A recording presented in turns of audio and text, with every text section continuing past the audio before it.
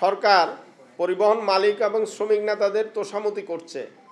প্রতিটি ঈদের মতো এবারের ঈদেও প্রস্তুতি নিতে সরকারের সংশ্লিষ্ট বিভিন্ন মন্ত্রণালয় ও অধিদপ্তরে গতানুগতিক পন্থায় ঈদের আলোচনা সভা হলেও এই সভাগুলোতে যাত্রী এবং নাগরিক সমাজের প্রতিনিধিদের উপেক্ষা করা হয়েছে।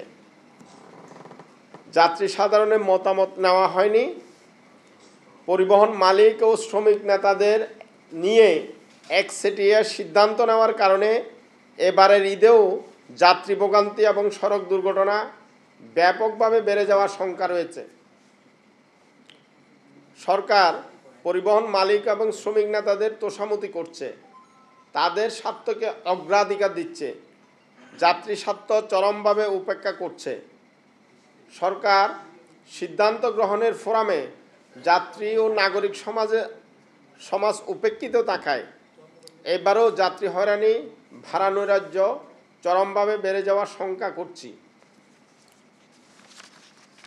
বাংলাদেশ যাত্রী কল্যাণ সমিতি মনে করে এবারের ঈদে ঢাকা থেকে প্রায় 1 কোটি, গাজীপুর থেকে 35 লাখ,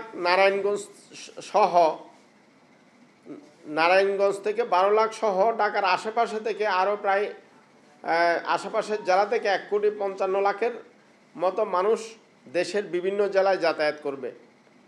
এসব যাত্রীদের ঈদের আগে 4 দিনে বাস মিনিবাসে প্রায় 30 লাখ, ট্রেনে প্রায় 4 লাখ, প্রাইভেট কার, জিপ, মাইক্রোবাসে প্রায় 35 লাখ, মোটরসাইকেলে 12 লাখ, লঞ্চে 60 লাখ, উড়োজাহাজে প্রায় 1 লাখ যাত্রীর যাতায়াত হতে পারে।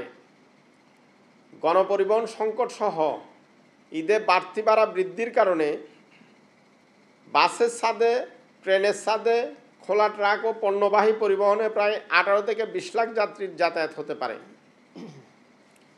এছাড়াও আন্তঃজেলায় যাতায়াত করবে প্রায় আরও 4 থেকে 5 কোটি যাত্রী। এই জন্য বাড়তি গণপরিবহনের বিপরীতে যানজট ও অব্যবস্থাপনা সহ নানান কারণে গণপরিবহনের সুষ্ঠু ব্যবহার নিশ্চিত করা না গেলে এবারের ঈদেও অন্যান্য ঈদের মতো যাত্রী ভোগান্তি ও সড়ক দুর্ঘটনা ব্যাপকভাবে বেড়ে যেতে পারে। সেই সাথে আগামী 14 জুন থেকে 18 জুন পর্যন্ত লম্বা ছুটি রয়েছে। 13 জুন বৃহস্পতিবার ঢাকাসহ সারা দেশের বাস কাউন্টারগুলোতে বড় ধরনের যাত্রীর চাপ দেখা দেবে। এই কারণে সকল পথে আগাম প্রস্তুতি দরকার। তারপর 14, 15, 16 জুন ধাপে ধাপে লোকজনের যাতায়াত হবে বিদায়